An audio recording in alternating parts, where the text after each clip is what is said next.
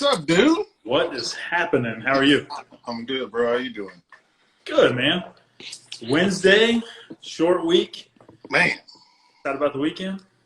Yeah, I'm pumped about the weekend. I've got some family stuff actually coming up. We're going to be heading down to a buddy of mine's ranch for the weekend. Me, Charlie, and the kids and the wives, and go down there, do some fishing and some swimming and some yakking and some cooking, and just chilling. Love it.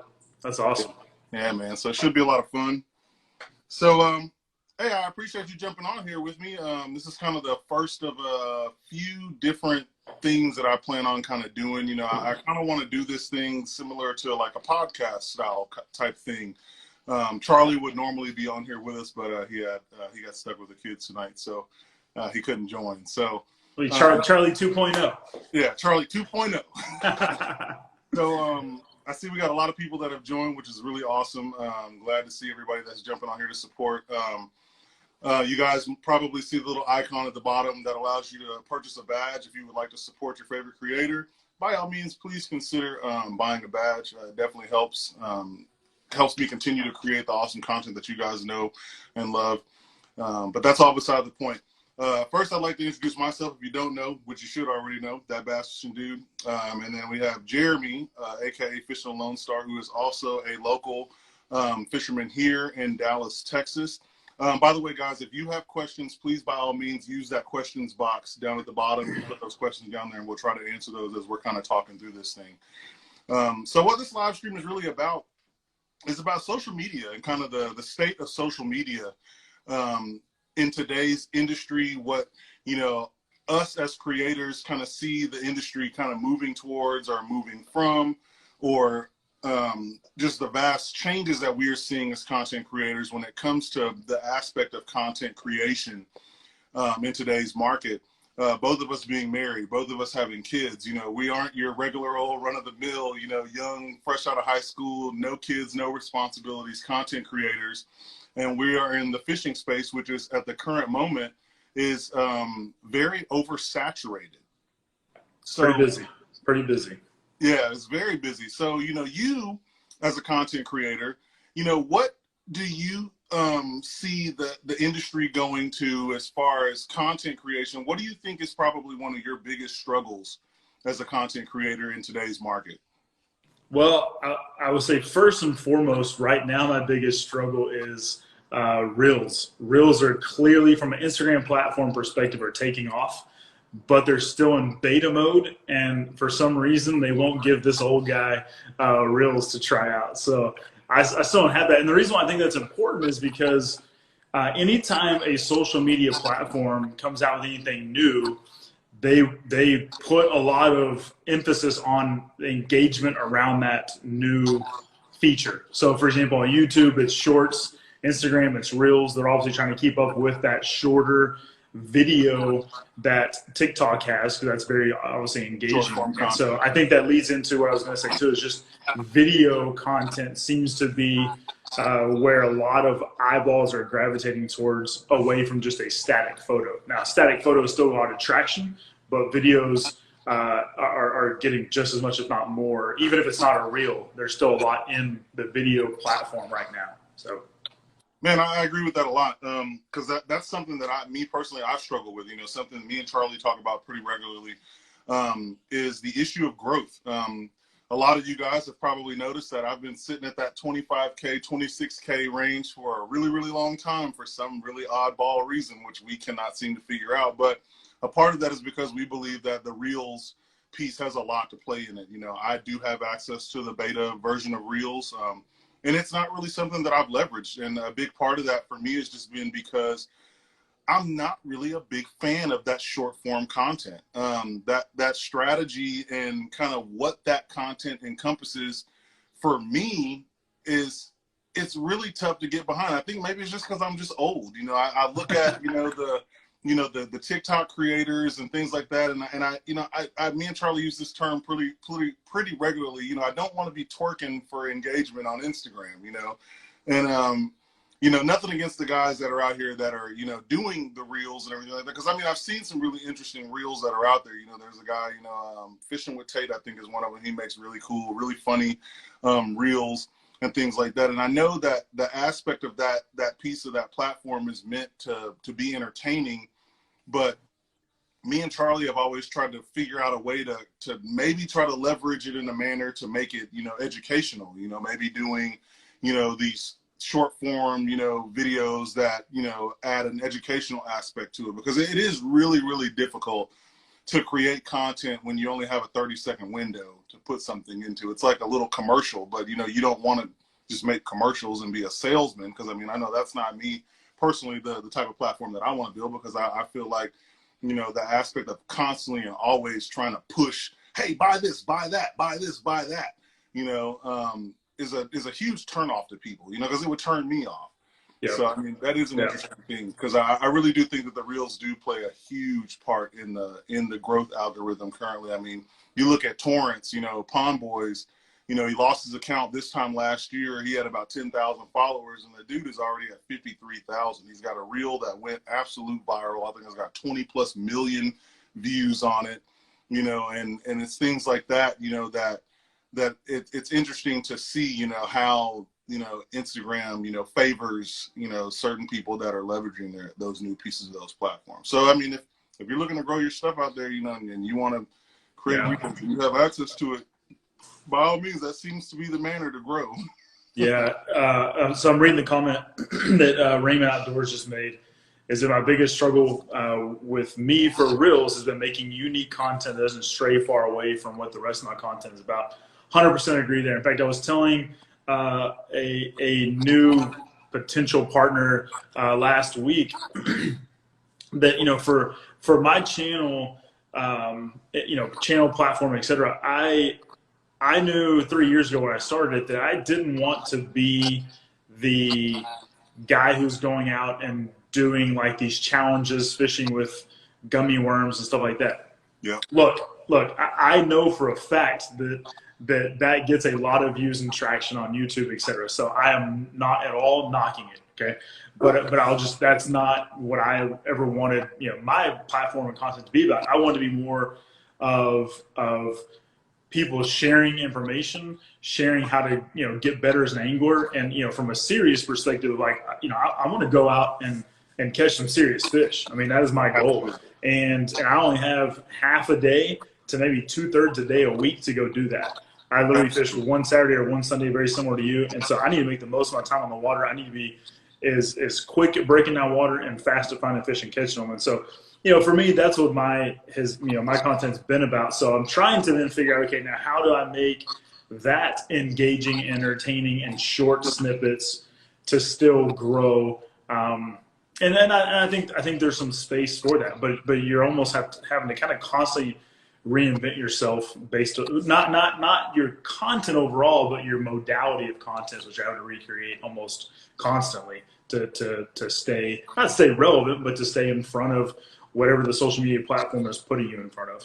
Absolutely, man. I agree with that 1,000%, man. Same exact, mindset that me and Charlie have is, creating content, based on the content that we create. It's hard to I essentially say, water your content down in order to comply with this new piece of, platform technology, and that's not something that that I'm willing to sacrifice. I'm not willing to sacrifice watering down my brand and the quality that people know and love for views and engagement. While, absolutely whenever you have a brand and you're building a brand, growth is a humongous part of that, but, at the same time, staying true to your brand is also extremely important. Staying true to yourself and continuing to follow the line of what you started this for and what you believe in is a humongous piece of this. So, I think a lot of people kind of get lost in it. I would say that I strive to be more like the Gerald Swindles of the world, who are professional bass anglers, but can still mix in some comedy here and there and have some good one-liners. I agree with that. Because, dude, me and Charlie, when we're out on the water, dude, we are laughing and joking and cracking. Man, we say some pretty funny stuff that would probably be some really hilarious reels. And it's just like, again, executing on it, man, figuring out a way to do it where it's natural. And, if I had somebody that wasn't Charlie, that was just out there just filming us messing around, that's one thing. We could do that and have, create tons and tons of reels just off the stupid crap that we say when we're on the water. But Yeah. when it's just me and him, we're out there, we're in grind mode. You know, we're out there, like you said, we have a limited amount of time, and we're out there to create the best possible content that we can, find the fish as fast as we possibly can, the best possible fish, and then, you know, put all of that together and bring, you know, the best, absolute best content that we possibly can to, you know, to y'all. So with that, you know, so now we've kind of talked about a little bit of the growth piece and things like that. You know, again, you know, both of us are married, we have kids, you know, we have full-time jobs outside of this fishing thing. Because I mean, a lot of people would believe that, you know, the way that we post on social media, that this is our full-time gig, when it's absolutely not. You know, how do I wish. yeah, absolutely. I wish as well. You know, how do you manage that time, and how do you find success in managing your time to be able to create, you know, the content that you create on social media? Yeah, I think, you know, I'll say the first year. So I started this when I was 37. Okay, I'm 40 now. So I dare to say that I might be one of the older, quote unquote, influencers, if you will, doing this, or at least when I started. I mean, most people don't start at 37. I never even had an Instagram account until then. But anyways, in the beginning, like those days, I would go out and not catch fish. And those days, I really struggled for content then.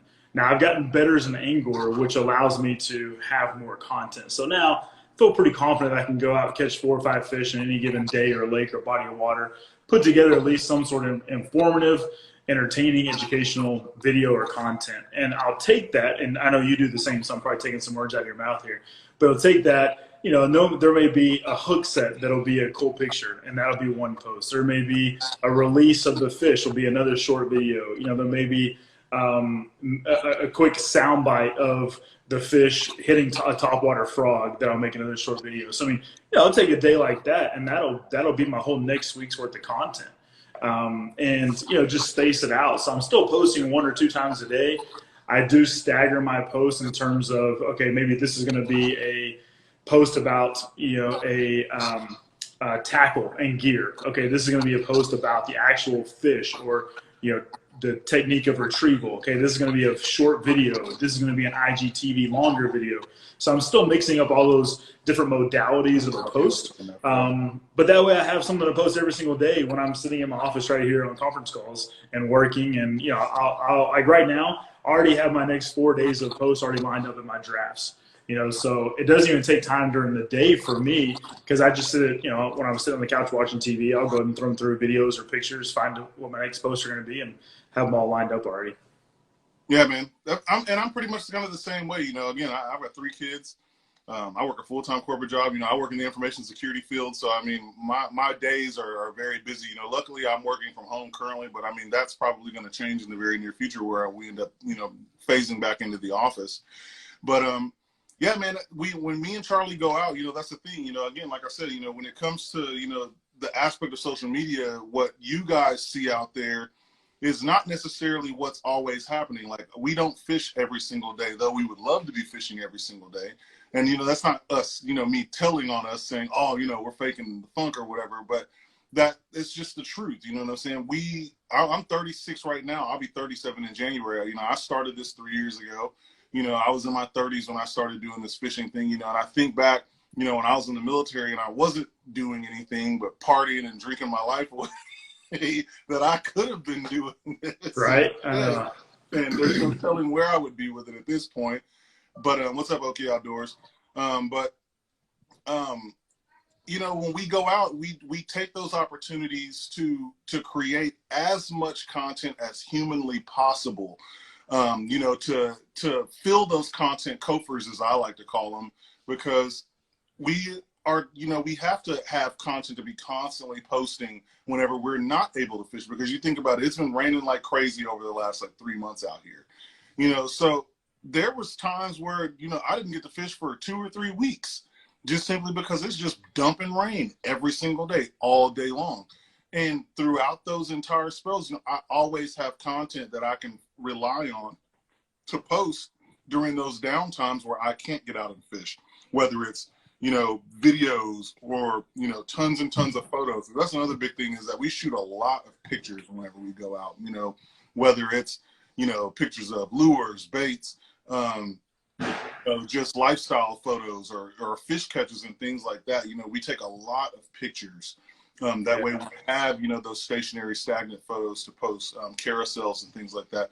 But then we also, when it comes to videos, we take out, pieces of the videos and we use those for little short form pieces of content that go like a little, video trailer or something like that. Or, now that I've kind of started using the Reels piece, little snippets of little videos I'll throw into a reel or something like that, or release, or, things like that.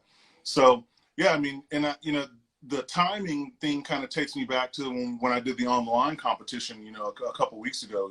We made it to week 3 of that competition. And, people would think, based on the type of content that I create, that we were filming these videos over multiple days, whenever the fact of the matter is that we literally filmed every single one of those videos on a Saturday in a 4 to 6 hour window. And if we made it happen in that window, or we didn't make it happen in that window, we made a video based off of that period. Because that's all the time that I had. I'm working Monday through Friday, 9 to 5. Charlie he owns his own business, so he's working every day. He shaved out time in his schedule to be able to come and help me film these videos. Because I mean, Charlie, he does all my external film work, and photos anyway. So he was like, hey man, let's sit down and figure out what our timing is going to be for this. And then we both agreed on, we can do the next 4 Saturdays to film these videos. And I was like, we can do Saturday morning from sun up to noon. And he was like, that works for me. Boom. And that's what we did. We set out and that's what we did. Yeah. So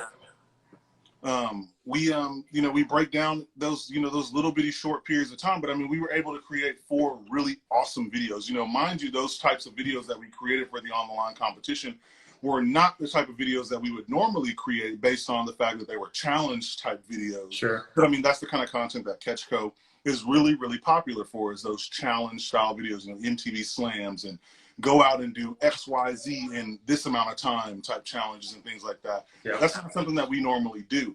But we were able to do those challenges and still put that TBFD spin on them to where it still fit in our content wheelhouse for the type of content that we like to create, as far as, story-based content. We made a story out of each and every one of those sins. And they came out, really, really awesome. So it was a lot of fun filming that and doing that for that competition. But I mean, like you said, it does take a lot of time. Like the editing of the video usually takes longer than actually spin fishing. It really does. It's funny, I have an editor now, but the on the line competition videos, I edited 100% myself. I still have it. I haven't lost my touch when it comes to editing. So I do have a full-time editor. It's not Charlie. I actually have a guy that edits all of my videos for me. Whenever we shoot like really, really long form videos, because we broke our content strategy down to 1 solid video a month. And so we will go out for a full weekend send, that will take 1 weekend a month where we just go out and we're going to film a video this weekend. We're going to go to wherever. This is our story. We're going to come up with a storyline. We're going to chase this species, whatever it's going to be. And then boom, we storyboard it all out. So we have this full production video. And then we bring that, I take that, send it to my editor. He edits everything, puts it together. It looks amazing, awesome. And I post that at the end of every month. Yeah. So, but, I do still edit some of my own videos, which is, again, like the first video for the online competition, it took me a little bit to get back into that groove. I took like 3 hours to edit that video just because I hadn't edited the video in so long. But then when I got to week 2 and 3, I was, an hour and a half tops to edit that video, and they came out perfect. But yeah, I usually put way more time into the video than is probably even needed, and I do it more for me than I probably do for anyone else. So just, this is how I want it, to be not perfect, because I don't have the caliber of cameras, and when I get on the water, it's hard for me to spend time filming and taking pictures and running drone, because I just want to fish. So usually I forget to do. I usually forget to even make a thumbnail picture, because I get on the water and I put the trolling motor down and I go. Heck, the majority of fish I catch are even right by the boat ramp, because I'm already ready to fish. I don't even want to turn on a big motor. And it's funny you mentioned that too, because Charlie is a fisherman. Charlie is not he's not a videographer. That's not what he does. He just happens to be really good with a camera. And when me and Charlie go out, you know, Charlie is fishing. You know, he's not just there to film, you know, or to take pictures. You know, he has the camera on his boat, and, you know, when he's in between doing whatever he wants to do or whatever, he snaps a few photos here and there of me doing my thing, and that's what we use. But, you know, he does, you know, I'm really thankful for that. He does a very, very good job at that, you know, but it's not even something that I ask of him. It's not like I say, hey, Charlie, I need you to take blah, blah, blah, blah, blah, 50,000, you know, 200 pictures, you know, this time we go out, none of that. You know, it's just Charlie has the camera in his boat, and if he takes, you know, 10 pictures, awesome. If he takes 30 pictures, awesomer, you know? Yeah. Yeah. But it's just like, you know, he's not a videographer. He's not a photographer at the end of the day. Charlie's a fisherman, and Charlie does a lot more fishing than I do. And he just happens, again, to be very, very good with a camera, and he's openly willing to take photos of me and help me with my content when we're out on the water, which is really, really awesome. I've tried to pay my 13-year-old daughter to come out and hold a camera for me, but it never pans out. So we since we've been doing this for, you know, a number of years now, with this content creation piece and things like that, from Instagram to YouTube. You know, with COVID over the last year, we've obviously seen the immense uptick in people fishing now. You know, there's a lot of people that are fishing now. There are a lot more people that are out here with a GoPro that are making YouTube videos, that are trying to be, you know, online influencers or social media marketers, or whatever you want to consider us to be. And, you know, what is your thought on that? You know, with the way how saturated the market is now, what do you feel the future of this space is going to kind of look like? Yeah, I see Nick, the informative fisherman, is joining us, so he probably feels the same on this topic. But I always try to look for the optimistic aspect of that. So what I have to remind myself is, you know, although I personally have moved away from the how to rig a Texas rig, how to, you know, what are the best knots for tying, you know, lures, whatever. I've moved way away from those videos, you know, if I'm searching YouTube content for myself. But with so many new anglers coming into the space, I have to remind myself to sometimes back up and go back to the beginning days of breaking it down to, you know, what's the basic how-tos of bass fishing. And some of the videos I've done have gotten some of the best comments, views, etc., that have been just that. But that's hard for me to do because, again, I want to go out and just, you know, go fish, not go out and take time to break down the essentials. But with so many new people coming into the fishing market over the last, you know, 12 months or so, I think that's a big opportunity. And, you know, where you see some of the guys we probably all tune into on YouTube to watch their how-to videos, they're probably still growing in popularity because of that. So I see that still becoming, or still being, a need or an opportunity. You know, other than that, I think we're going to see people being more and more outlandish and more creative on how to try to stand out and you know, get noticed. It just depends on how you want to do it. You know, some people are going to do it through crazy gimmicks and things like that. Yeah, Nick's had this conversation over on the Monster Bass channel before with Rick, but yeah, just doing like crazy, kind of, I hate to say dumb stuff because it may be dumb to me, but it may not be dumb to someone else, you know. But yeah. But I have to always kind of remind myself, I'm a marketing major, I'm a sales guy through and through. I've owned, you know, businesses before in the past. It's just who my own target market is, and I'm kind of in a place where I truly fish for fun. I don't fish for work. I have a full-time job. I fish to get away from work. And so for me, I just, this is my own thing, is I just kind of stay true to myself and what I want to do. And if people come along with me in that, that's fantastic.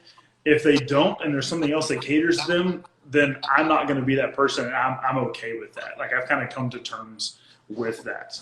So that's kind of, you know, where I'm at in that space. I'm just going to kind of keep doing what I want to do, but I know that there's people out there that want to see that and still can learn from that, where I'm not having to go out and do you know, not funny or dumb stuff, but, you know, just the stuff that may cater to a much younger crowd than what I am. Absolutely.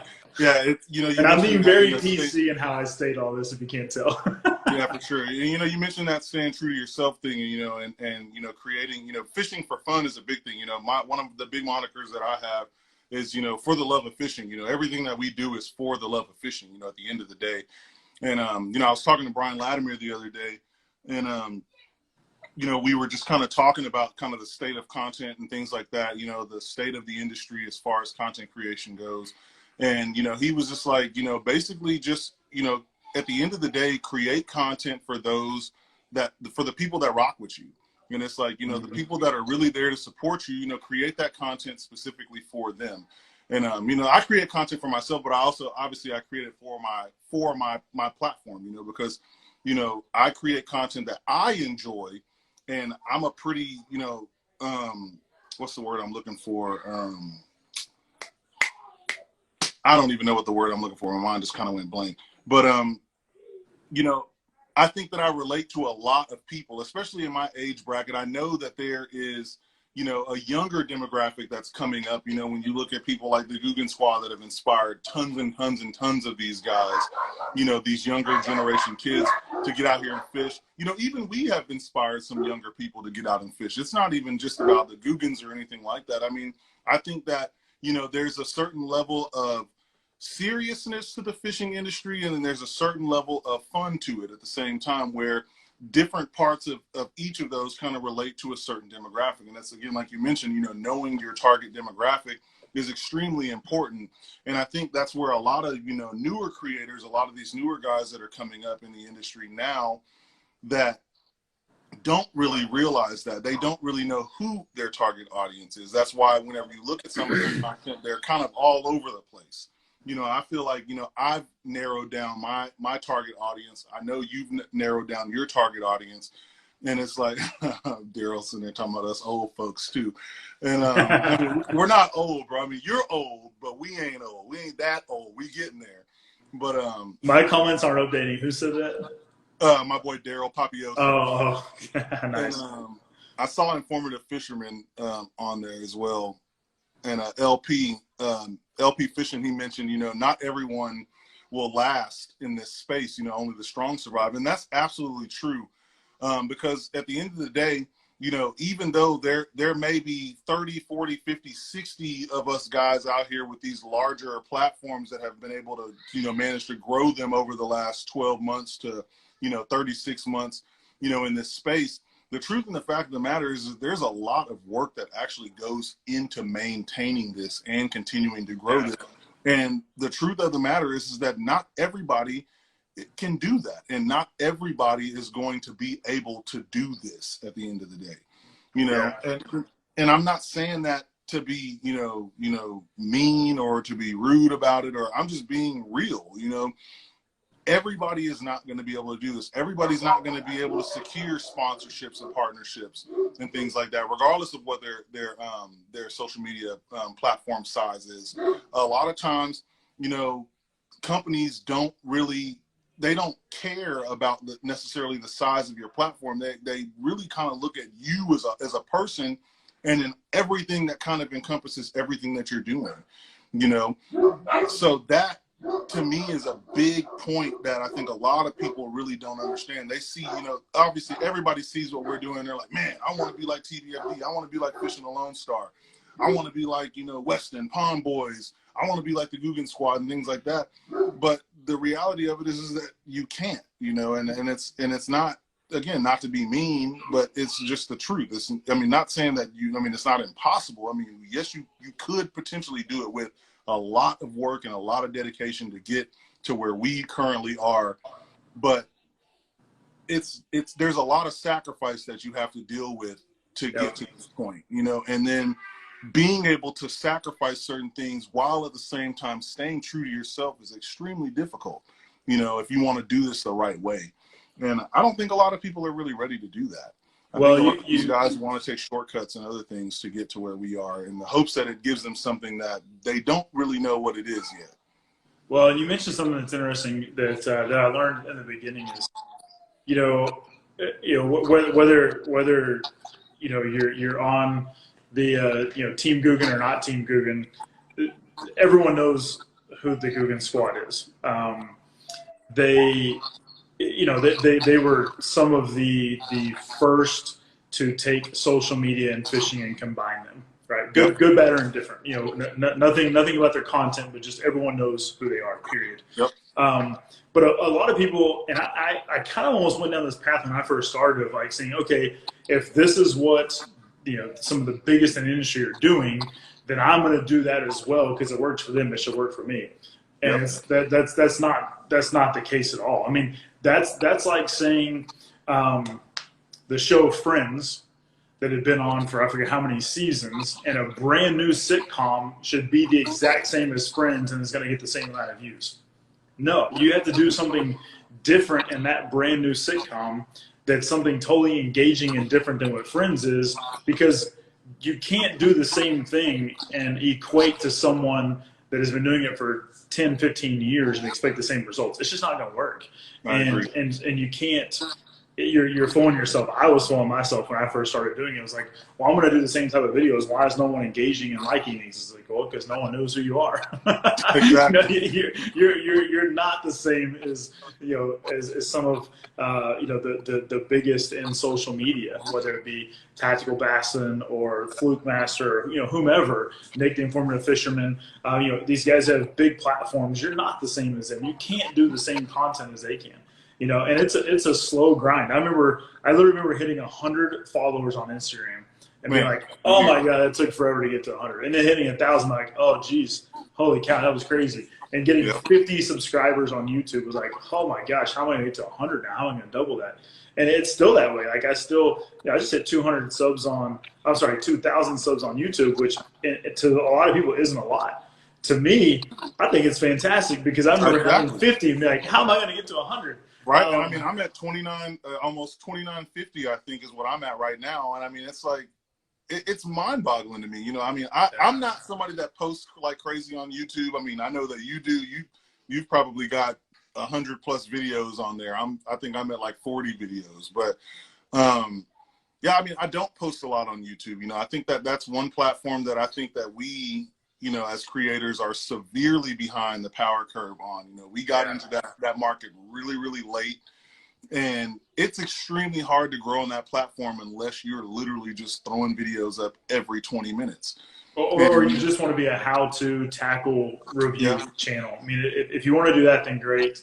Or you know, let me, you know, review this reel. Like those videos do fantastic. I mean, I've got a couple. I was looking at one the other day that is now at 48,000 views, and it's just a review video of a trolling motor I have on my boat.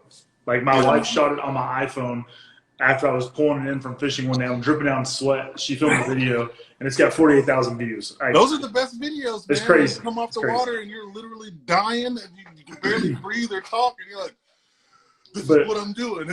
But I will say this, like what people don't see, and you know this, not many other people know this. In fact, almost nobody knows this. But Rob Turkle of the Guggen Squad just moved, but he lived across the street from me for a little over a year, like directly across the street from me. My office window is sitting right here, and my office window where my chair is looks right out to Rob's driveway where he used to live. And I can attest that every single morning, at about 7:45 or 7:30 or 8, somewhere in there, it was Cam, his camera guy at the time, would roll up to his house. They would get in Rob's truck. They would go film all day. Somewhere between 5 and 6 p.m. they would come back. Cam would get in his car and go home. Tuesday morning, Cam would show up at 7:30. They would get in Rob's truck. They'd go film all day. They'd get back at 5 or 6. Cam would get in his car and go home. Like, it is a full-time job. It is. Like, the amount of and that's just filming. That's not even the editing portion. And a lot of people don't see that. They just see, oh, this must be fantastic. You don't have a job. You're just going out and filming. And like, no, that's a full-time job. Yeah. And even what we do, you know, the amount of content you have to be committed to, because there's days I'm just like, man, like I gotta keep doing, I gotta keep doing this, and I love it. I want to, but you do have that feeling of like I gotta keep on keeping on. Yeah, man. And like, I mean, you mentioned Rob. I have a really, really good relationship with Rob. I actually talk to Rob pretty regularly. The dude is he's an amazing businessman. The dude is really, really smart when it comes to business and things like that.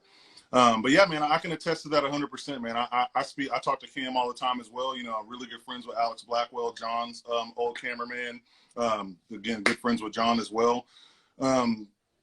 It's a full-time deal. You know, it's not as easy as we make it look. You know, you guys get the end result. You know, once we put that on YouTube or IGTV or on Instagram or whatever it may be, you know, you guys are getting the end result. You know, the blood, the sweat, the tears, the long hours, the long nights that we put into this, you know, on your platform, in your face to enjoy. You don't get to see the real behind the scenes of us, you know, dealing with, hey, can you keep the kids quiet for a couple hours while I do this? Or, hey, do you mind if I go out this Saturday? You know, oh, well, I was supposed to go to a concert this weekend. Do you think you can push it off another day? Yeah, no problem. You know, you guys don't get to see any of that stuff, again, because, you know, these other big name guys that are doing this stuff, this is their full-time gig. They fish and film and create content for a living. That is their job.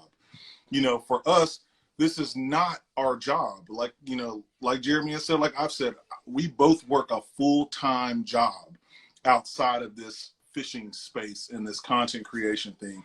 And we sacrifice a lot of hours and time and manpower and all that stuff to bring this really awesome content to you guys. And while we enjoy doing it, I absolutely love doing it. I couldn't think of any other way to do this. But, you know, there's big parts to doing this stuff that a lot of you guys really don't understand, especially those of you that don't have brand partners.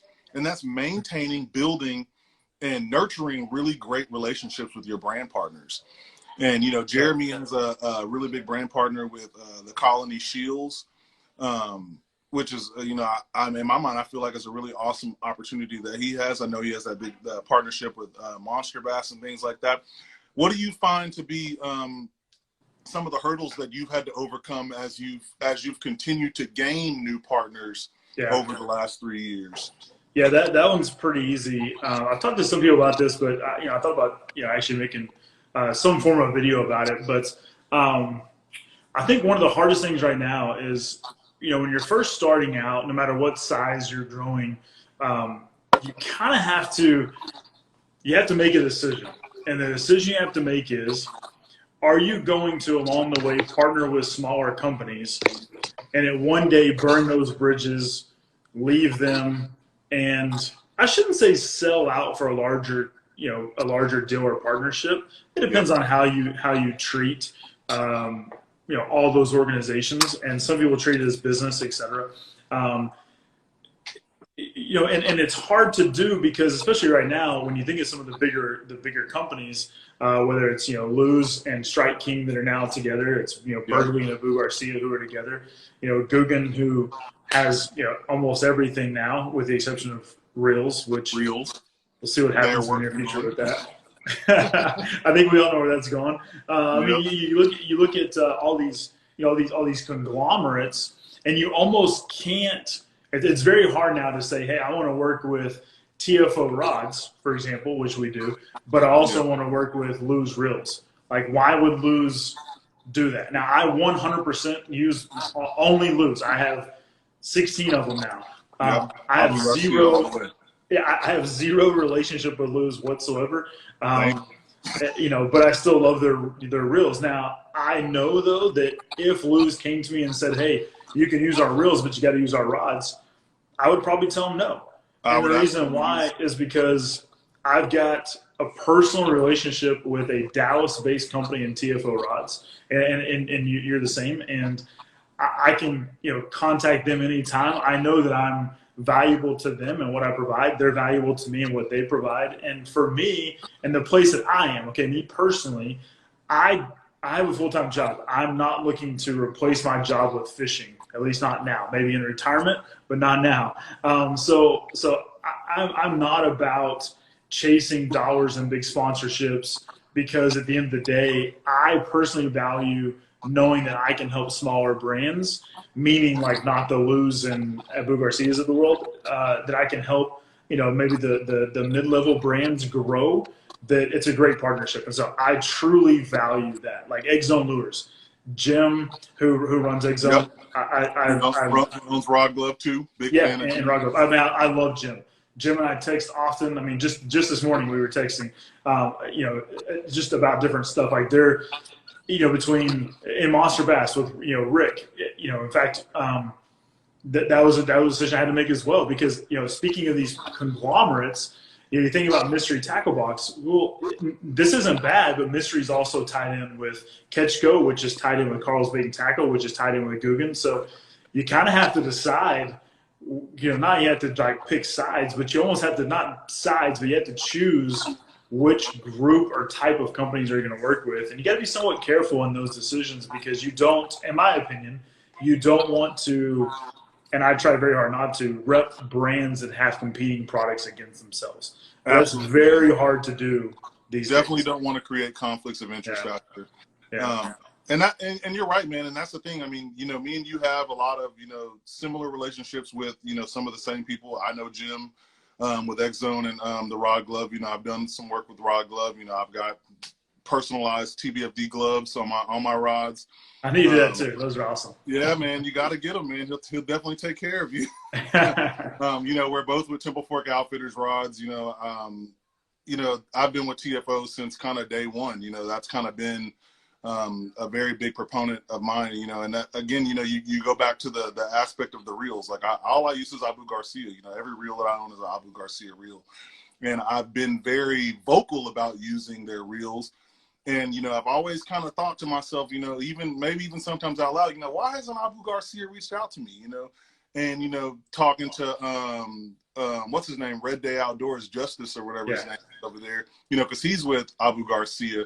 And he's like, well, they would have the expectation that you would have to use their rods as well. And I mean, me personally, it's not happening. I mean, dude, there's not a company on this planet right now or period in the future that could ever come to me and say, we'll give you $100,000 to throw our rods if you leave TFO tomorrow. I couldn't do it, man. I couldn't do it. I'm not going to name what company, but I was at Chills tonight, all right? And I'm checking out. And as I'm checking out, there's a guy that comes walking by with a Honey Hole hat on. Now, Honey Hole is a small tackle shop in West Monroe, Louisiana. You see right here in this picture, I wear Honey Hole hats all the time. And I'm like, dude, Honey Hole, like, where'd you get that hat? Just strike up a conversation. He's like, we start talking. He goes, I'm not going to name the brand, but he goes, this particular rod company is a very well-known rod company that makes everything else. He goes, I bought 2 of these rods for Father's Day, and I've now had to come back and get replacements for both of them because both of them have broken setting the hook on a fish. Not landing the fish, not high sticking the fish, but and that's, to me, that's where I find value. And and who I partner with, and look, if I tell someone on my page, on my channel, that this is a good product and a great company and great people that stand behind it, yep, you know that I mean it, and I'm not just blowing smoke up your ear because exactly. I'm not about that.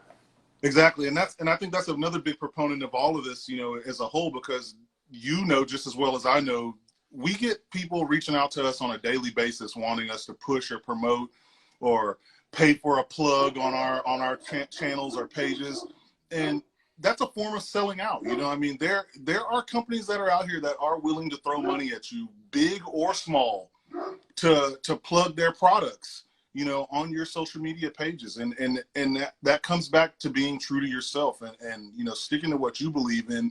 And again, we work with really great partners, that aren't the biggest and, craziest, most expensive big box, partners in the world. But the partners that we have, they bring a ton of value to us, not only to us, but to the community as well, to the fishing industry. They may not be the biggest, rod company out there. They may not be the biggest, bait and tackle, whatever out there, but they provide tons and tons of realistic value to the industry. And they provide a ton of value, to us as, anglers, as partners, and they not only believe in our vision, but they believe in our brand and what we are doing, and that's why, you know, I rock with the people that I rock with. And I've said this 1,001 times, is that, you know, like you just said, you know, if you see me using something on my page or in my videos, you can 1,000% trust that I 200,000,000% believe in that brand. I'm not out here chasing a check like a lot of these guys may or may not be. You know, at the end of the day, I got a job. Like Jeremy said, we got jobs that make great money. You know, fishing piece is just extra. It's great money on top of that too when we get it. But I'm not chasing a check through this fishing stuff. You know, I would love to wake up every single day and say, hey, where am I going fishing today? We ain't there yet. We're getting there, working on it. You know, it's possible in the future to be there. But I'm not chasing a check at the end of the day. I don't do this for clout. You know, we don't do this for clout. Clout is only going to get you so far. You know, that's why whenever you think about these guys that are doing these gimmicky videos and creating this gimmicky content, clickbait content and things like that, it only gets them so far. And then when that clout dies off, you know, there's nothing left, you know. Yeah. Before I appreciate you buying that bag, brother. Thank you for that support, man. Really, really appreciate it. Yeah, I'll give you one more example. I had an app that everyone likely knows who the app is, that is based in another foreign country, reach out and was willing to pay to work with them a good amount of money to make videos, posts, story posts, etc. At the exact same time, I had the opportunity to work with Fish Life, and it's literally just a couple of local guys in the Dallas Metroplex. One of them is Billy Lawson, a guy on Lake Fork. Yep. And they don't pay me a dime, not a dime, to work with them and to rep their app. But you know what? These are two guys, Zach and Billy, that I know who they are. I can call them. I can go fish with them. Yep. I know they're local. They're actually here in the Metroplex. And I know that when I recommend someone to their app, they're going to get a great quality product. It's going to work. They're going to put them on some great fishing spots. And at the back end of it, there's that spend is going to two individual families, and I know who the families are. And for me, that means more than working with a bigger brand. Me looking better in the process and getting paid more. Like it's just not. That's not worth it to me. But I think you got to determine, you know, what's worth it to you. Is more money worth it to you, or is, you know, working with more local people worth it to you? You know, it's to teach their own. I'm not saying one is bad or one is, you know, better than another. That's just the path that I've chosen to take with my platform. And look, my end goal, I'll be dead honest with you. My end goal is not to quit my job and fish full time. My end goal is to become the best angler I can be, so that when I retire, I can be a professional angler and travel with my wife with an RV and a truck and a boat, sell my house, and literally go on tour. And that's what I'm going to do in my retirement. Well, you're already on tour, man. You're traveling all across the country. I see you're going to Virginia soon. Yep, this Friday actually. Yeah, heading to North Carolina and then Virginia. So yeah. Yeah, see, you're out there ripping it all over the country right now. See, I'm trying to get there, but I don't travel that much just simply because I don't have the opportunities to do so. Because my job doesn't take me anywhere, thankfully. Sometimes mine does, sometimes mine doesn't. But that's what we spend all of our disposable income on, is traveling. So my wife and I very much about it. I definitely want to do that. That's something that's a big thing for me as well. You know, we traveling all across the state of Texas. You know, working with, you know, obviously private water fishing. You know, me and you both work with you know, Steve and Scott over there and Cole, and you know. Shameless plug, you know, great company with some really great opportunities for really good fishing out here. That lake right there is private water fishing right there. Yeah, man. So, you know, being able to travel all across the state of Texas and fish probably some of the best fishing that that Texas has to offer outside of, you know, public waters for some of the main bigger lakes. You know, traveling is a big thing that, you know, that I'm really big on, you know, as well, because, you know, over the last year, you know, people, you know, traveling has really kind of been shut down. You know, there was a lot of plans to do some really big trips to go doing, like, chase some different species out in Tennessee. There was a big plan to do that, you know, get up to Arkansas, you know, while that's, you know, still close to Texas, Oklahoma area and things like that. Those are some serious goals of mine as well, to get out there and travel around the country. You know, obviously see some of you guys' faces that are out there that support us from afar. You know, that would be really awesome, and really be able to go and chase some species and some adventures in y'all's backyards. You know, being a kayak angler, you know, Jeremy is a kayak, boat, bass boat. he's a pretty much everything angler, you know, whereas me and Charlie kind of pretty much stick to the good old kayak. Still a lot of fun. Not saying I have anything against fishing off of a boat. Jeremy just don't ever want to take me out on his boat. Hey, yeah. we need to go. That being said, you could probably fit me in your kayak. So hey, I'm cool. I probably could. But we need to go out to Fort. You still haven't been out there. I know, man. We'll we really need to do that. You got the waypoint, so we definitely need to make that trip happen this year. Yeah. In fact, this wasn't Lake Fort, but I can actually prove that there are fish in Lake Louisville. That was Lake Louisville bass right there. One fish in Louisville. I don't believe you, and me and Charlie have completely marked that lake off of our list. Me too. Potential opportunities to fish that place. Me too. But what's up, Armando? That's a Fish Life app spot, and that's a private water lake over here. So yeah, I mean they're both two great companies. Whether I go public lake or whether I go private lake. Sure. Armando just jumped on here from Bass Kayak and Beers, who has a really awesome podcast for you guys that you know are really into podcasting. Really great podcast out there for you guys to go listen to. He manages to connect with tons and tons of anglers from around the country. They talk about a lot of really great stuff.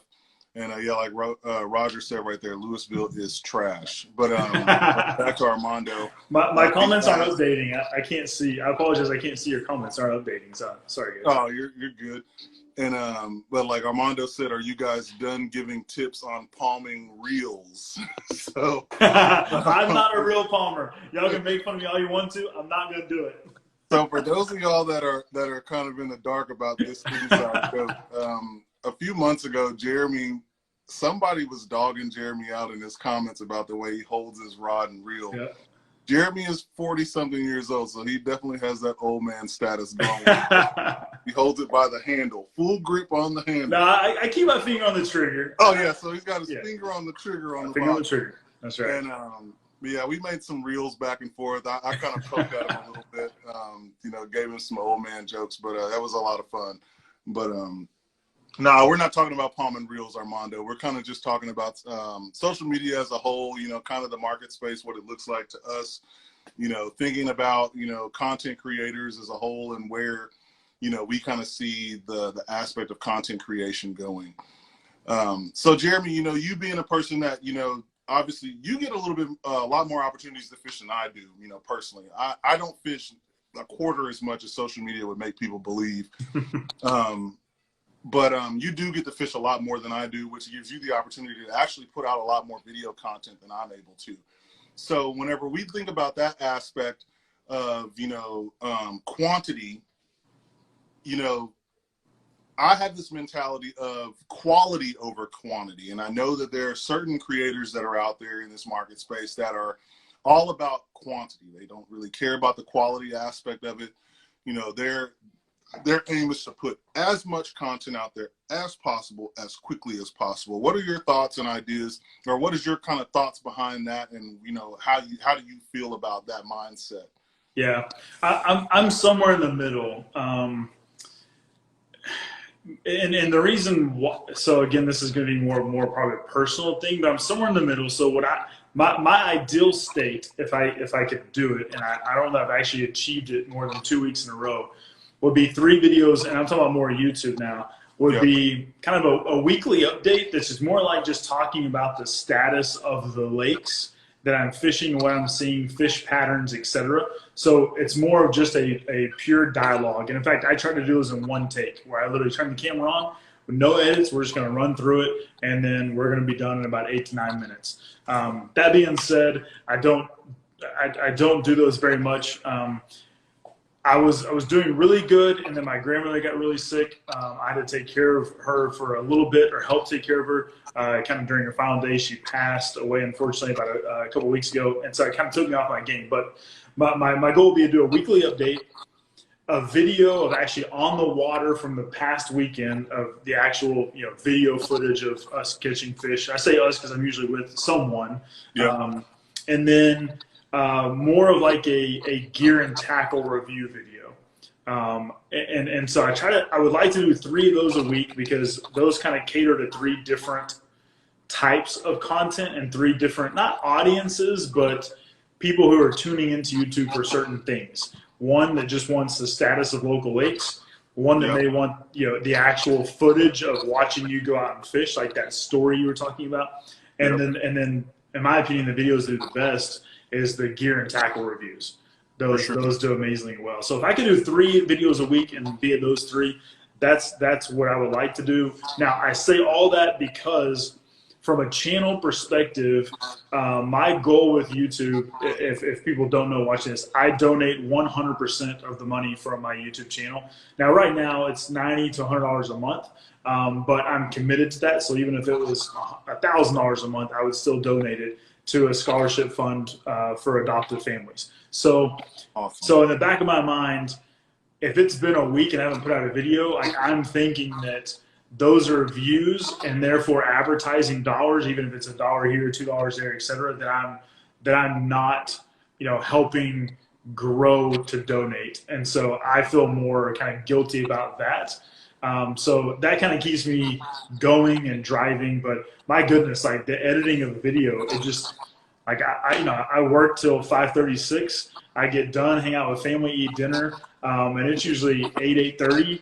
And by then, you know, want to sit down and relax for a little bit, and then it's almost time for bed and start over again. So there's not a whole lot of time to just sit down and edit videos. And so that's the hardest part, quite honestly, is the editing time. Absolutely, man, dude. And I love that. You know, again, you know, TBFD being who I am, you know, we are extremely big into you know, community service and things like that, and donating, whether it be monetarily, whether it be time, whether it be whatever it may be. You know, the fishing community is a very large community, and there are a lot of people that benefit from the endeavors of, you know, creators like myself and you that are able to give back to the community, man. So I commend you for your efforts in the community and the community service that you do give back. I want to give, again, a humongous shout out to Forest 54. He bought another badge, man. Thank you so much for that support. Armando, thank you again, brother, for that, for buying that badge, man. Greatly appreciate that support. But yeah, man, that to me, community service is extremely important, man. You know, we do our autism awareness campaign every year. To date, we've raised over $5,000 for a local nonprofit that's right here in DFW. I think $5,500 to date this year is the total that we've raised. That's awesome. From the last 2 years for that organization. We did a humongous autism day on the water. We had one of my brand partners, Austin Kayak. They brought up 10 kayaks. Steve and Scott from Private Water Fishing, they let us, they secured us a lake that gave us an opportunity to take them out on the water. We did an all-day event. NRS, one of my brand partners, provided the food, and we had an absolute blast for 50 people, man, 12 kids and their families. That's awesome. Introduced them to paddle sports for the very first times in their lives. Never, ever been on a kayak before. So that's really, I love that. I know that we've talked about that before with you. You know, donating your YouTube revenue, which is awesome. And like you said, it doesn't matter what it is. You know, it doesn't matter if it's $10, $2, $1,000. You know, it's awesome that you've committed to giving that money back to a really great organization, man. And you know, and that's the thing. People see that kind of stuff, and you know, and that's the type of stuff, you know, that whenever I think about this fishing thing and having these large platforms like we have, I wish that there were more people that were out there doing the things that we're doing. But hopefully us doing the stuff that we do and being out in the open the way that we are with it inspires them to do the same thing. Because, you know, I mean, we can make a severe difference out here, man, by just doing that with just the size of the followings that we have. Yeah, but I'll give a quick shout out to Alex Rudd. If y'all don't know who Alex Rudd is, go subscribe to that man's channel right now. And especially after what I'm about to tell you. So he had me on his live feed on his YouTube live Friday nights about a month ago. And the whole purpose was to talk about anglers for adoption, the scholarship fund. And that night alone, he raised almost $2,000 that his live feed on Friday night, his viewers donated nearly $2,000.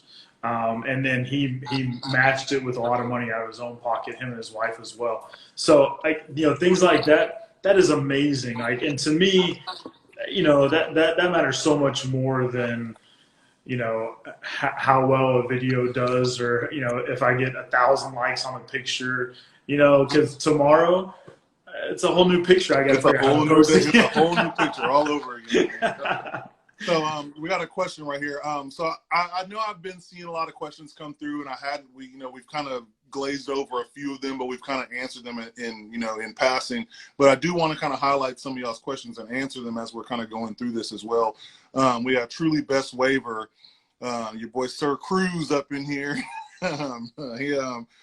He asked, when you go to a new fishing hole or a lake, what do you look for to catch fish? I mean, I know what I do, but I'd like for them to hear what you do whenever you pull up to a new body of water, that you've never been to. What are some of the things that you look for to find success on the water?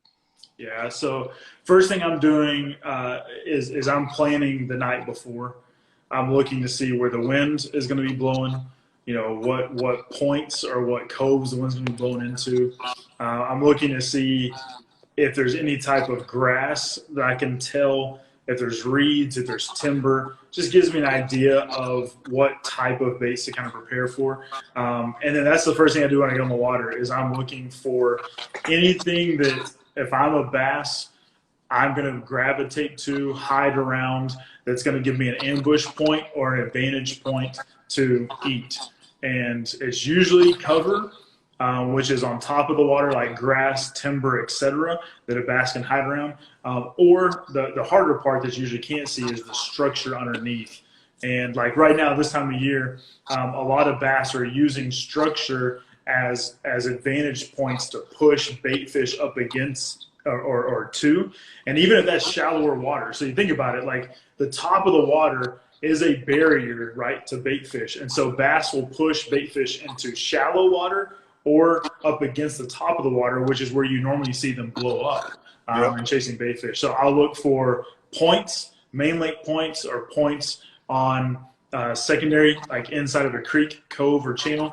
And I'll look for cover, meaning grass, timber, lily pads, and things like that. And then if I find like lily pads, timber, and then hydrilla all in the same place on a point, game over. Like we're catching fish right there. Yeah. So Daryl Papioso, he just asked, what do you look at to find information on a body of water? So I can answer that question. I'm pretty sure Jeremy uses the same thing, but the online resources are abundant. Google Earth is a very big one. And Navionics is free. I mean, you can go to the Navionics website and you can pretty much look up any lake in the entire country. I mean, any body of water basically in the entire country. And there's a lot of really great detailed information on there. What's up, Nick? And those are two of the main things that I use. I mean, I Google a lot of, different fishing reports for, like, especially if it's a TPWD lake, here in the state of Texas, there's, fishing reports that are on TPWD you can look at. Forums, if you're on Facebook or anything like that, most local lakes have a fishing forum or a fishing group. Like I know, for instance, Lake Lavon, that I absolutely cannot stand. And everybody in that group swears they catch fish on Lake Lavon, but I don't know where the heck they're catching them. But so, I mean, there's a lot of really great resources out there to find information. But if you're looking for lake topography and things like that, absolutely Google Earth and Navionics are probably your best bet. Fishbrain is another one. I mean, if you're looking for something where people are posting a lot of different stuff, Bass Forecast is another app. I mean, that one more or less talks about conditions. And then I'm pretty sure, I think the Fish Life app, puts out a lot of, information as far as lakes and everything like that goes as well. Yeah. So. I mean, I'm about to head to Virginia. I've never even set foot in the state of Virginia. And I'm renting a boat, a tracker boat, Saturday morning to a lake that I've never been to before. And I've gone online and just typed in the lake, looked at recent bass fishing tournament results to kind of figure out, okay, what size of fish can I expect to catch here? Looked at Apple Maps and just at the satellite view versus the map view that gives me an aerial view, kind of like Google Earth, to figure out, okay, what's the layout look like? I even called the marina and said, hey, what's your water clarity like right now? And they said, it's about a foot visibility. So, all right, that tells me right away they're going to be a couple of weeks behind us where we're at right now. So they're probably going to be on main lake points coming out of coves or pockets after the spawn. And I'm going to be throwing moving baits, loud baits, lipless cranks, square bills, chatterbaits, things that are loud and noisy because there's only a foot visibility. I'll look at Navionics because I don't know if the boat I'm going to be renting has any type of imaging or graphs. So I'll look at Navionics, as you mentioned. I already found another map where another marina put out that they have all the coves labeled. So now if I read a fishing report by the state of Virginia that says these coves are normally better for catching fish, well, now I have a map that tells me what coves those are. I mean, that's just this week how I've broken down the lake I'm going to be at in Virginia. Yeah, man. And that's the best way to do it. We as anglers, we have to take every avenue and opportunity that we can to figure out, a body of water before we get there, especially if we've never put hands on it, and that's a big part of, learning and becoming a better angler is, research. You think about these guys in the professional scene, that are doing the same thing, weeks in advance before they go and pre-fish a tournament at a specific lake. A lot of these guys have fished a lot of these lakes, multiple times, but that lake is different every single day. It doesn't fish the same every single time that you go to it. And, a lot of times these guys are going to, certain lakes, once a year, so every time that they go, it's basically they're relearning that lake again. So we take advantage of every piece of information that's out there and available to us. Like Jeremy said, calling somebody at the lake specifically is a very, very great resource, to figure things out. Some guides aren't, I'm not saying call a guide because most of them aren't going to give you the juice on the lake, especially if it's their guide lake. But something as simple as, again, calling the marina and, asking, one of the people that work there, again, what does the water clarity look like? What have people been catching them on? What do the water temps look like? Just different things like that. What's the weather been looking like? Have y'all been getting a ton of rain? Has it been a drought? Have they been letting water out of the lake? Things like that are all different things that you can definitely ask to figure out, what's going to be the best thing for you whenever you go pull up to a brand new body of water. Or not brand new body of water, but to research a lake. Yeah. So got like one or two more questions. So we talked a couple weeks ago or a week or so ago about you were looking for a kayak. The man with every watercraft you can almost possibly imagine is looking for a kayak. So have you made a decision on what kind of kayak you're going to be getting into? Well, I was scoping a few out at Shills tonight, and so here's my situation though. All right, so now that we got a camper, when I pull the camper, if it's close, my wife can pull the boat with her car, but if it's far away, we're not going to take two vehicles. So I've got to figure out something that I can also put in the back of the truck so I can fish when we get there. And the twin troller that I have, it's a phenomenal boat. It's an amazing boat, but it's also about 250 pounds. And it's not, you need two people to lift it into the bed of a truck. And even then, it's a Haas. So like, I need a kayak. Well, I need a kayak that is also 10 foot because 12 foot would hit the camper. So it's got to be 10 foot in the bed of the truck, and preferably between $1,000 to $1,500, and that even is probably more than I'm wanting to spend. If I can get away with $600 or $700, I mean, because this is a kayak that I'm going to use once a month, once every 6 weeks. Like I'm not, you'll use it a lot more than that, I promise you. And I probably will. And I'm trying to tell myself that and remind myself, you're exactly right. Like I'll probably find a lot more uses for it. So I'm trying to make a good decision, but not like go spend a bunch of money because I've got other means of getting on the water as well. So I'm still undecided. I was kind of leaning towards a feel free because I really like the wheel and the keel. I really like that feature. The Old Town seemed to be a great way to go, but I cannot find a 10-foot anywhere. Yeah, that one PDL is a little hard to find. Yeah, I know. So, we talked about the big fish. I looked at that one.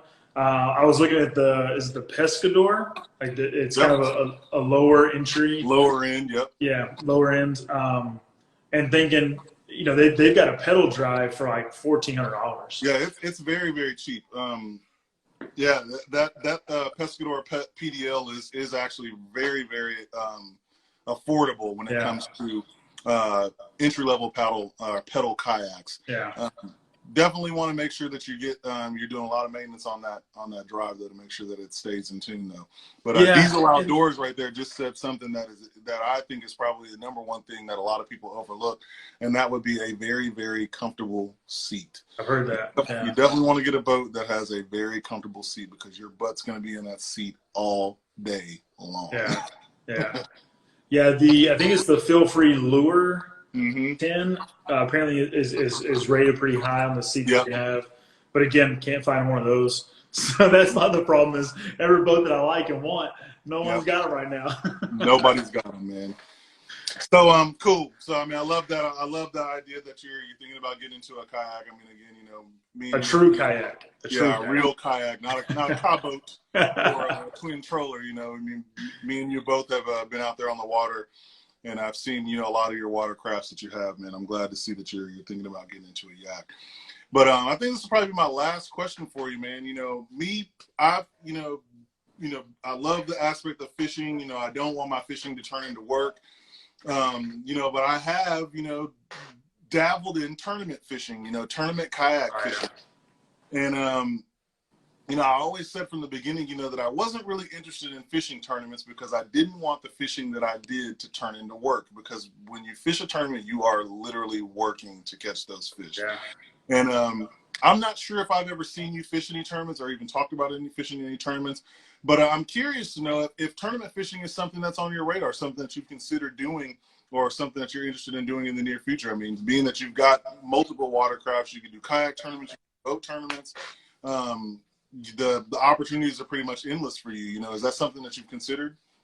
So I'll say this. I have two thoughts about it. One is, and I'm still borderline on this comment, so take this with a grain of salt, but I truly feel like I'm just now getting good enough where I could go out to a lake and actually compete in a tournament. I mean, I'm just being honest. I mean, I truly have been into bass fishing for right at 3.5 years.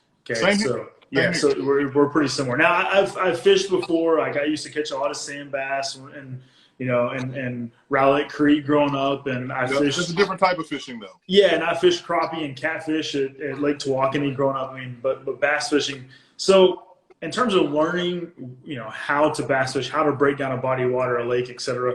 I'm just now to the point where I probably feel like I'm good enough to compete. I wouldn't say, you know, go out and win the dang thing, but to take a good run at it. But the other part of that is, you know, a lot of these tournaments, I don't know, like, all right, we'll use the last Open on Lake Louisville in October of last year, and I know I'm going the pro side, but this is a good example. That tournament, all right, that was a pro tournament, but an Open, right? So a lot of people can. Yep. Scott Martin, it didn't make it past the first day. Nope. I'm pretty sure Brian Latimer didn't catch 5 fish. Nope. Brandon Polnick didn't catch 5 fish. Nope. I mean, you take the best pro anglers in the world, and some of them even zeroed out there. Yep. The guys that did well was Brandon Dillard, a local guide, and a local guy in Lake Louisville. And I forget the guy who won it, but it was also, I believe, another local guy. Yeah, all the guys that smacked them out there were local. But I mean, they all literally caught like 5 to 6 fish. They weren't catching 20, 30 fish. Right. You know, but even to create a 5 pound, 5 fish bag. But even those guys, the local guys, they're out there all the time. Like, you know, in these lakes, like my favorite lake, and I won't name it, but my favorite lake, I fish maybe once every 6 weeks, once every 2 months. And every time I go, I have to re-figure out the pattern. And it takes me several hours before I dial them in, right? Yeah. Like, I'm not going now. If I went to Ray Roberts, it's close, well, Louisville is close to my house, but Ray Roberts. If I went to Ray Roberts 3 days a week, every single week, then you better believe I'd be fishing tournaments on Ray Roberts because I would know that lake forward and backwards. But I don't. And not only that, but like, I'm just not the type that I'm going to just throw a bunch of money in a pot where I really don't feel like I have a chance to win it. So until I get there, I'm staying out of the tournament scene. And that's just that's the honest to God truth. I feel that, man. I can totally agree with you on that, man. And tournament fishing is tough, man. Like Daryl said, tournament fishing is stressful. I fished 4 kayak tournaments this year, and my last one, which the video should be coming out at the end of this month, that was my best one, man. I had just got my new boat, first time ever getting on the water, and I had a day, man. Had an absolute day. That's all I'm gonna say about that day. But we've talked about it. Tournament fishing is absolutely stressful, man. It's work. It really is. It's a lot of work. It can be fun, you know, especially if you're fishing the right trail, you know, in the right bodies of water with the right people in them. But it definitely will put you in a whole different element, man. It makes you become a better angler. I really think that, you know, not only does it make you become a better angler, but it does solidify the knowledge that you do know, you know, the stuff that you already know. You know, I mean, me personally, I think you're a great angler, man. I think I've been, you know, we've been following each other for, you know, probably since the beginning. And I mean, I've watched you, you know, your content and your platform grow. I've watched you grow as an angler, and dude, you're a heck of a fisherman, man. I believe that 1,000%. I appreciate it. Yeah, man. And I think that, you know, at some point, I do feel like you should probably give some tournament fishing a try. You know, even though I said in the beginning that I was not interested in tournaments, I kind of got that tournament fishing itch, man. I think I'm going to try a couple new trails this year, later this year, and into next year, some different stuff. But me personally, I like fishing more stuff that's down south versus the stuff that's up here. I'm not really really keen on these East Texas lakes and North Texas lakes because we fish it so much. It's just, I'm sick of mud bottom and thick, ridiculous, hard, you know, heavy grass that's impossible to punch through. Like, I want to go fish some, you know, I like fishing hard bottom and, you know, real rock ledges and, you know, real rock and, you know, clear water and things like that. That's one thing about fishing down south that I really like. And that's, you know, the tournament trail that I was in was a really good tournament trail as far as the lakes that it offers. So, yeah, man, don't sleep on them tournaments, man. Give it a shot. I think it'd be a blast. And here's the thing too, like, you're looking at probably one of the most competitive people on the planet. And so I think I'm the most competitive person. Second most competitive. So I know that if I dive into the world of tournament bass fishing, as much as I'm enamored and engulfed by bass fishing right now, if I then got into the competitive tournament thing, it'll take over your life, man. I just, and that's the same thing that I said. That was my biggest concern with it, is that it would overtake my life because I would get so deep into it that I would go blind, man. I would just straight tunnel vision. I would forget everything else because I am that competitive, man, when it comes to, you know, stuff like that. Like, I don't like to lose. You know, nobody likes to lose, but we aren't from the era of the participation trophy. You know what I mean? It's either you win or you lose, you know, and we come to win, you know. So, yeah, man, I feel you on that 100%, man. I know exactly where you're coming from because I still think about that, you know. That's why I don't really, you know, I kind of give it a little gas and then I let off of it, you know, because I don't want to get so deep into it, you know, that's literally the only thing that I do because, you know, again, I love chasing adventures, man. That for me is what my content strategy is about, you know, not necessarily just my strategy, but that's the kind of content I love, man. I love going out here and, you know, finding these places to fish that are right under your nose, you know, that a lot of people didn't really know existed, you know. And I mean, I'm hoping, you know, me and you can link up this year again. You know, I mean, you know, it's been a minute since we got out on the water together. You know, I'm hoping you can, you know, put me on some of this big lake game a little bit better. You know, get my big lake game up. But yeah, dude, you know, this is a lot of fun, bro. I really appreciate you jumping on here with me, man. I had a lot of really good conversation. Absolutely, a lot of really great information that a lot of people will be able to take something from. Thank you for your time, bro. And you know, humongous shout out to everybody that joined and, you know, bought a badge. Your support definitely helps continue to grow this platform and allows me to create, you know, the content that you guys know and love. So I greatly appreciate you guys' support on that. If you want to follow Jeremy, his handle is Fishing a Lone Star. Absolutely go follow Jeremy. He's a great guy, really humble dude. You know, and he's like TBFD, man. We're just a bunch of old dudes out here just trying to make a way, man. That's all it is. But but in all seriousness. No, thanks for having me on, man. This has been fun. I enjoyed it, and we will get out. We just need to just plan it. Just pick a weekend. It's all timing, man. That's all it is. It's all timing, bro. Yeah. Yeah. But we'll figure it out, man.